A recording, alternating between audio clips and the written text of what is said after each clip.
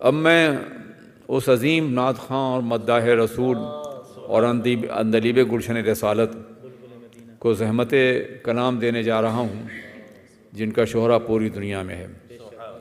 کچھ لوگ یوں ہی گھر بیٹھے بیٹھے عالمگیر بن جاتے ہیں، لیکن وہ واقعی ہیں۔ میں نے انہیں یہاں بھی دیکھا، افریقہ میں دیکھا، دنیا بھر کے مختلف ملکوں میں دیکھا میں نے۔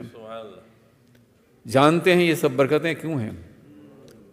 نعت خواں ان سے پہلے بھی رہے اور پاکستان میں نعت کی روایت پرانی ہے، لیکن جس ذات نے اپنی نعت کے ذریعے سے امام اہل سنت کا تعارف کرایا ہے، ان کے عشق رسول کی دولت بانٹی ہے اور محبت رسول کو دلوں میں اتارا ہے، وہ حضرت کی ذات ہے۔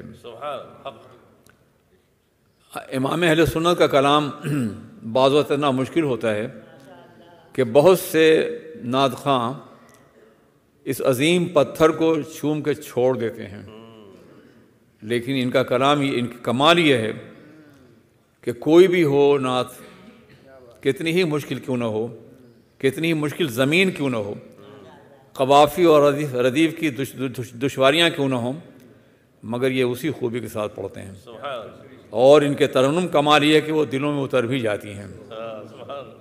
اس اعتبار سے یہ سفیر عشق رسول بھی ہیں اور خسرو اعلیٰ حضرت بھی ہیں۔ مجھے امید ہے کہ انشاءاللہ آج بھی فیض یاب ہوں گے اور ہمیشہ ہوتے رہیں گے۔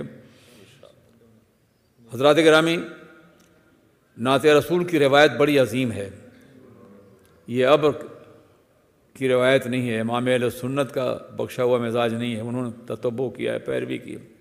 بیشتر صحابہ کرام نعت رسول کہنے والے تھے، ازواج مطہرات نعت رسول کہنے والی تھیں، حضور کے خاندان کے عظیم لوگ جناب چچا عباس اور دوسرے سب نعت رسول کہنے والے تھے۔ جتنے محدثین ہیں، اکثر محدثین نعت رسول کہنے والے تھے۔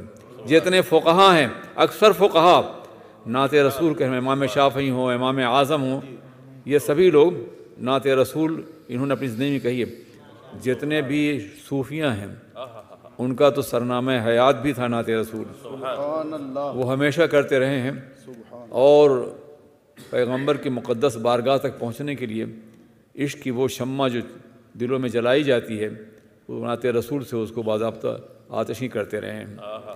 یہ روایت رہی ہے، صرف 1 صدی گزری ہے عربوں میں، وہابیت کے غلبے کے بعد ان کا دل مر گیا۔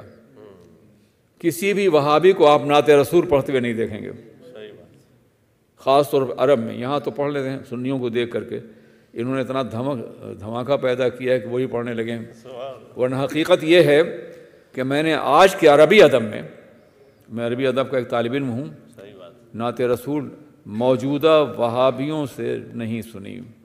صحابہ کرام نے پڑھی، لیکن یہ نہیں پڑھتی، اس لیے کہ ان کا جذبہ عشق رسول مر گیا ہے، اور نعت رسول بغیر عشق رسول کے ممکن نہیں ہے۔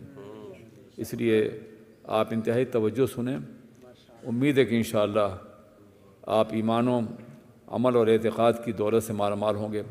امام اہل سنت کا مزاج یہ تھا کہ وہ حدیث کی شرح لکھ رہے ہوں عشق رسول میں ڈوب کر کے، فقہ کی وضاحت کر رہے ہوں عشق رسول میں ڈوب کر کے، قلم ہر مقام پہ نعت رسول لکھ رہے ہوں، تغزل کے اعلیٰ مقام پر ہوں تو عشق رسول میں ڈوب کر کے۔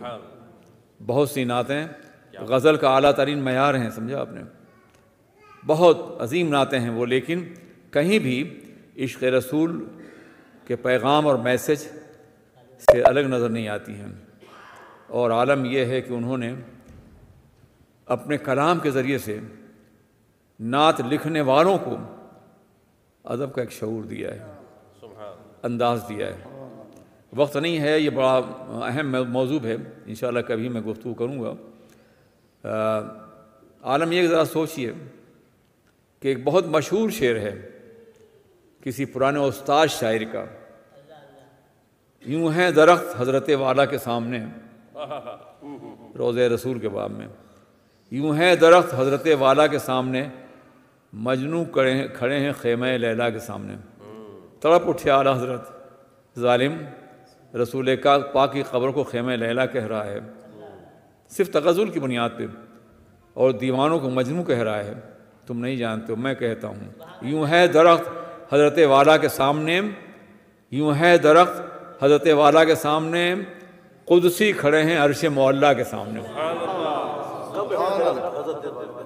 جی والا کے سامنے قدسی کھڑے ہیں عرش معلیٰ کے سامنے۔ مفہوم کو نعت کی عرش معلیٰ تک پہنچا دیا انہوں نے۔